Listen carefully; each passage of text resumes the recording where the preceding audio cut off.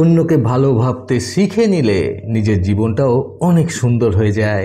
বন্ধুরা, এই অসাধারণ প্রসঙ্গটাকে কেন্দ্র করে আজকে আমি আপনাদের যুবরাজ বাবু এবং ওনার স্ত্রীর সুন্দর একটি গল্প শোনাবো।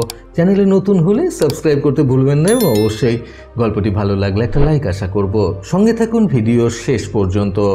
আপনারা কোথা থেকে ভিডিওটি দেখছেন আপনার নাম সমেত ভিডিওতে কমেন্ট করুন, যাতে রবিবার গল্পে আপনার নাম উল্লেখ করে আপনাকে ধন্যবাদ জ্ঞাপন করতে পারি।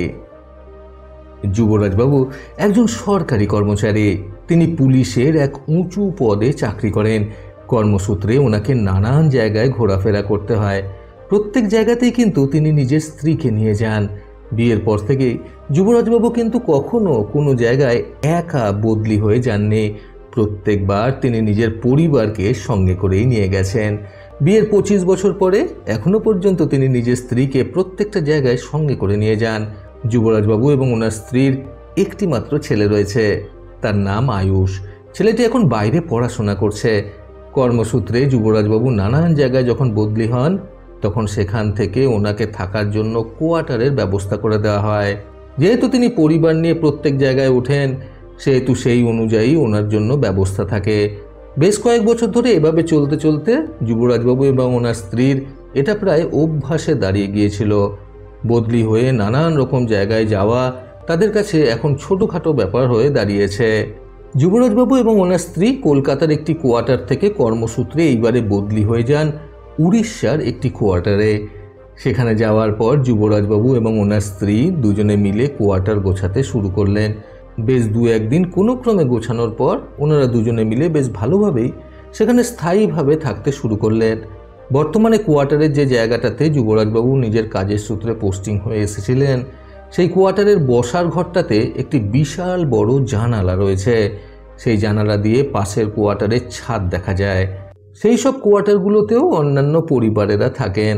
স্বামী স্ত্রী দুজনে আলাপ আলোচনা করে বসার ঘরে সেই বড় জানালাটার সামনেই নিজেদের টেবিল চেয়ার পেতেছিলেন, যাতে সেখানে বসে সেই জানালা দিয়ে আগত আলো এবং সকালের মনোরম আবহাওয়ার মধ্যে বসে ওনারা অন্তত চা জল খাবার খেতে পারেন।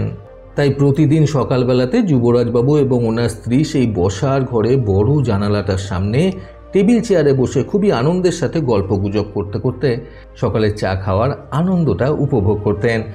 এরকমই একদিন সকালবেলা টেবিলে বসে চা খেতে খেতে যুবরাজবাবুর স্ত্রীর চোখ গেল হঠাৎই পাশের বড় সেই জানলার বাইরের দিকটাতে। জানালাগুলো যেহেতু কাঁচের ছিল, সেহেতু জানলাটা পুরোপুরি না খুললেও বাইরের দৃশ্যটা ঠিকঠাকই দেখা যেত। এই প্রসঙ্গে বলে রাখা ভালো, সেই সময়টা ছিল শীতকাল। সেই সময় বাইরে অল্প অল্প বাতাস বইছিল। ফলে ওনারা জানালার পাল্লাগুলো না খুলে কেবলমাত্র পর্দা সরিয়ে বসেছিলেন এবং কাঁচের জানলার ভেতর থেকে যে রোদের ছটা এসে পড়ছিল, সেটার আনন্দ ওনারা চা খেতে খেতে উপভোগ করছিলেন। কাঁচের এপার থেকে ওপারে যখন যুবরাজবাবুর স্ত্রীর চোখ গেল, তখন তিনি দেখলেন পাশের কোয়ার্টারের ছাদে বেশ কয়েকটি জামা কাপড় মেলা রয়েছে এবং সেটা দেখে স্পষ্টভাবেই বোঝা যাচ্ছে যে কেউ হয়তো সেই জামা কাপড়গুলো ধুয়ে ছাদে মেলে দিয়ে গেছে শুকানোর জন্য।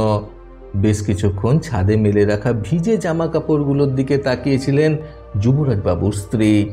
বাইরের দিকে ওইভাবে একদৃষ্টিতে তাকিয়ে থাকতে দেখে যুবরাজবাবু ওনার স্ত্রীকে বললেন, কি হলো, কি দেখছো এভাবে তুমি ওইদিকে? যুবরাজবাবুর স্ত্রী তখন যুবরাজবাবুকে বাইরের দিকে দেখিয়ে বললেন, দেখো, পাশের কোয়ার্টারে যারা রয়েছেন ওনারাই হয়তো জামা কাপড়গুলো ছাদে ধুয়ে শুকোতে দিয়ে গেছেন। জামা কাপড়গুলো বড্ড ময়লা, ঠিকঠাক মতো কাচতেও পারেনি। প্রত্যেকটি জামা কাপড় কীরকম ময়লা দেখাচ্ছে দেখো। যুবরাজবাবু একবার এক পলকে বাইরের দিকে তাকিয়ে আবারও চা খেতে লাগলেন। ছেলে মানুষ হয়ে খুব একটা বেশি এই ব্যাপারে তিনি কর্ণপাত করলেন না বা মনোযোগ দিলেন না বলা চলে। তারপর তিনি অন্য একটা কথা বলতে শুরু করলেন আবার ওনার স্ত্রীকে। যাই হোক, সেই দিনটা এইভাবেই কেটে গেল। চা জল খাবার খেয়ে যুবরাজবাবু নিজের কাজে বেরিয়ে পড়লেন এবং ওনার স্ত্রী আবারও ঘরের কাজকর্মে ব্যস্ত হয়ে গেলেন। পরের দিন ঠিক একই জায়গায় আবার যখন ওনারা সকালে চা খেতে বসলেন, ঠিক সেই সময় যুবরাজবাবুর স্ত্রী আবারও বন্ধ করা কাঁচের জানালা দিয়ে বাইরের দিকে দেখলেন এবং পরের দিনেও যুবরাজবাবুর স্ত্রী বেশ কয়েকটি জামা কাপড় ছাদে মেলে রাখা দেখতে পেলেন। সেই জামা কাপড়গুলো দেখে আবারও ওনার স্ত্রীর মনে হলো জামা কাপড়গুলো আজও বড্ড অপরিষ্কার। তিনি পুনরায় বেশ বিরক্তির সাথে যুবরাজবাবুকে বললেন, এই বাড়ির লোকগুলো কি বলো তো, প্রত্যেক দিন এরকম ময়লা জামা কাপড় ছাদে এসে মেলে যাচ্ছেন। এনারা কি একটুও জামা কাপড় ধুতে পারেন না? যুবরাজবাবু যথারীতি আবারও প্রসঙ্গটাকে বদলে দিলেন এবং অন্য কোনো কথা বলতে শুরু করলেন। এরপর একই ঘটনা প্রায় প্রত্যেক দিনই ঘটতে লাগলো। যুবরাজবাবুর স্ত্রীও এই ঘটনায় বেশ বিরক্ত হয়ে যাচ্ছিলেন এবং নিজের স্ত্রীর রোজ এক প্রসঙ্গ শুনতে শুনতে যুবরাজবাবু ভীষণ বিরক্ত হয়ে যাচ্ছিলেন। এরপর একদিন ছুটির দিনে যুবরাজবাবু ঘরের প্রত্যেকটি দরজা জানলা খুব ভালো মতো পরিষ্কার করছিলেন। তখন তিনি বসার ঘরে থাকা সেই বড় কাঁচের জানলাটাও খুব ভালো মতো পরিষ্কার করে দিলেন। এর পরের দিন চা খেতে বসে আবারও যখন ওনার স্ত্রী ওই পাশের জানলা দিয়ে বাইরের দিকে তাকালেন, তখন তিনি বেশ পরিষ্কার জামাকাপড় মেলা দেখতে পেলেন। পরিষ্কার জামাকাপড় মেলা দেখতে পেয়ে বেশ আনন্দের সাথে তিনি যুবরাজবাবুকে বললেন, বাহ, আমার রোজ রোজ বলা একই কথায় নিশ্চয়ই কাজ হয়েছে জানো তো। আজকে দেখো জামা কাপড়গুলো বেশ পরিষ্কার করে ধুয়েছে, কত ভালো লাগছে পরিষ্কার জামা কাপড়গুলো মেলা থাকতে দেখে। এই কথা শুনে যুবরাজবাবু মুচকি মুচকি হাসতে লাগলেন। উল্টো দিকে বসে থাকা যুবরাজবাবুকে এইভাবে মুচকি হাসতে দেখে ওনার স্ত্রী ওনাকে বললেন, এ কি, তুমি এভাবে হাসছো কেন? যুবরাজবাবু তখন ওনার স্ত্রীকে বুঝিয়ে বললেন, এতদিনও কিন্তু ওনারা পরিষ্কার করে ধুয়ে জামা কাপড় মেলতেন। এতদিন তুমি প্রত্যেকটি জামা কাপড় অপরিষ্কার দেখতে, কারণ আমাদের এই কাঁচের জানলাটা অপরিষ্কার হয়েছিল বলে। গতকাল আমি প্রত্যেকটি দরজা জানলা খুব ভালো মতো পরিষ্কার করেছি, তুমি দেখেছো নিশ্চয়ই। এর ফলেই তুমি আজকে আসল সত্যটা নিজের চোখ দিয়ে দেখতে পাচ্ছ। যুবরাজবাবুর মুখে একথা শুনে ওনার স্ত্রী বেশ লজ্জিত বোধ করতে শুরু করলেন। যুবরাজবাবু তখন চায়ে চুমুক দিতে দিতে ওনার স্ত্রীকে বুঝিয়ে বললেন, দেখো গিন্নি, আমরা অন্য মানুষকে কোন মানসিকতায় দেখব সেটা কিন্তু সম্পূর্ণ আমাদের নিজেদের উপর নির্ভর করে। আমাদের মানসিকতা যেরকম হবে, আমাদের দৃষ্টিভঙ্গিটাও কিন্তু ঠিক সেরকমটাই হবে। আমাদের মানসিকতা যদি স্বচ্ছ হয়, ফলে আমাদের দৃষ্টিভঙ্গিটাও স্বচ্ছ হবে। আর আমাদের দৃষ্টিভঙ্গি স্বচ্ছ হলে আমরা আমাদের চারপাশের মানুষগুলোকেও স্বচ্ছ দেখতে পাবো, এটাই বাস্তব।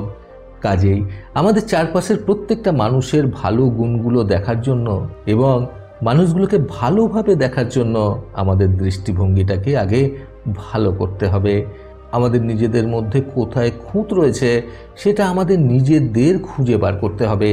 আশা করছি তুমি বুঝতে পারছো আমি কি বলছি গিন্নি। এরপর যুবরাজবাবুর কথায় ওনার স্ত্রীর চোখ খুলে যায়। তিনি নিজের ভুলটা অক্ষরে অক্ষরে বুঝতে পারেন। বন্ধুরা, নিজেকে ভালোভাবে গড়ে তুলতে আজকের এই সুন্দর গল্প থেকে শিক্ষণীয় তিনটি কথা সর্বদা মনে রাখুন। প্রথমত, আমাদের চারপাশের মানুষগুলোকে ভালোভাবে চিনতে হলে আমাদের নিজেদেরকে আগে ভালো হতে হবে।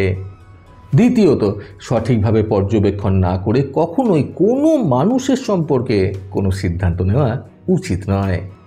তৃতীয়ত, আমাদের সামনের মানুষটাকে সবসময় ভালো দৃষ্টিভঙ্গিতে দেখা উচিত, কারণ সে যে সব ক্ষেত্রে ভুল হবে এটা কখনোই ঠিক নয়। প্রতিবারের মতো আবারও বলবো, এই পৃথিবী তাদেরকেই সম্মান দেয় যারা ইউনিক কিছু করার ক্ষমতা রাখে। সকলে সুস্থ এবং সুন্দর জীবন কামনায় প্রকৃত জীবন থেকে আমি সন্তু চক্রবর্তী আবার আসবো নতুন সুন্দর শিক্ষণীয় একটি ছোট গল্পের সাথে। ভালো শুনুন, ভালো থাকুন। ধন্যবাদ।